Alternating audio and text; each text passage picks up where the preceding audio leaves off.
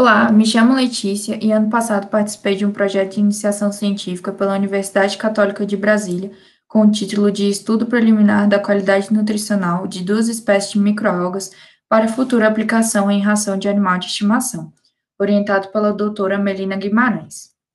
Bom, uma característica relevante das microalgas é a sua versatilidade, que torna possível diversas aplicações.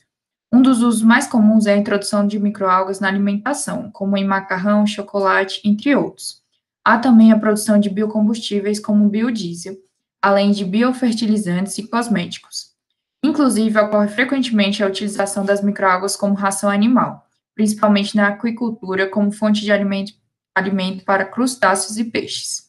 Há alguns desafios metodológicos que dificultam a produção em larga escala de microalgas. É muito fácil ocorrer contaminação biológica, seja por outras algas ou por bactérias e fungos.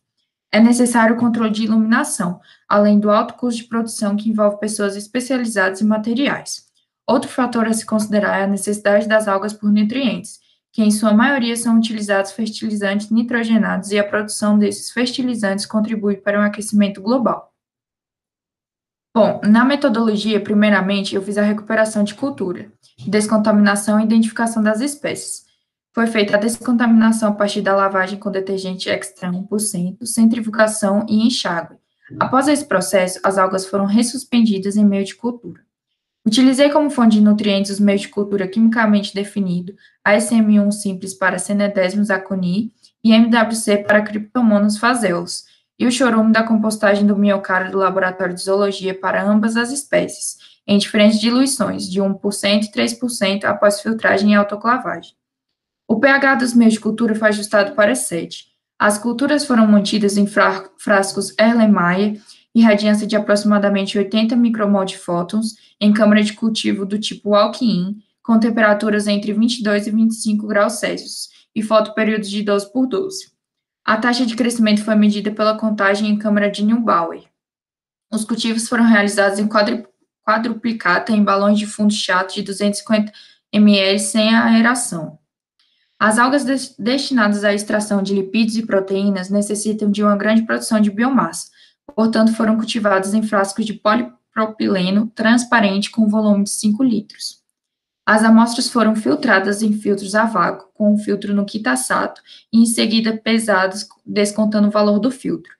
Depois de secas, o conteúdo de todos os filtros de sua respectiva alíquota foram macerados em almofariz com nitrogênio líquido até a formação de um pó para se proceder às análises químicas. A análise de proteína foi feita seguindo o método de Bradford. A albumina bovina BSA foi utilizada como padrão para a reação. As amostras destinadas à extração de lipídios foram colocadas em um cartucho feito com papel filtro e introduzidos no extrator de Soxhlet. Ctenidesmus aconi foi identificada devido às suas características, células elipsoides a oblongas, com polos arredondados, com um pirenoide e dimensões de comprimento entre 5 e 16 micrômetros e largura de entre 5 e 8 micrômetros. Já a Cryptomonas phaseolus foi identificada devido aos dois cloroplastos laterais e dimensões de comprimento entre 12 e 15 micrômetros e de largura entre 7 e 8 micrômetros.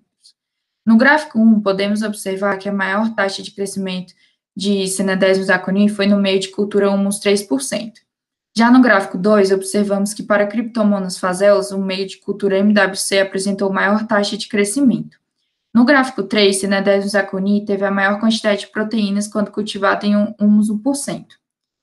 Portanto, de acordo com o trabalho, o tempo de crescimento exponencial e da quantidade de proteínas, miligramas por gramas, foi maior em Ctenidesmus aconi cultivada em meio de cultura humus 1%. Porém, a maior taxa de crescimento foi em humus 3%. Se em um futuro experimento manter as condições ótimas nutricionais, pode ser mais vantajoso utilizar o meio de cultura humus 3%. Provavelmente, para a produção em larga escala, para futura aplicação em ração animal, Cryptomonas phaseolus pode não ser a melhor opção. Já Ctenidesmus aconi possui maior potencial para essa finalidade. Obrigada. Termino minha apresentação com a frase da Marie Curie, que na vida não existe nada a temer, mas a entender.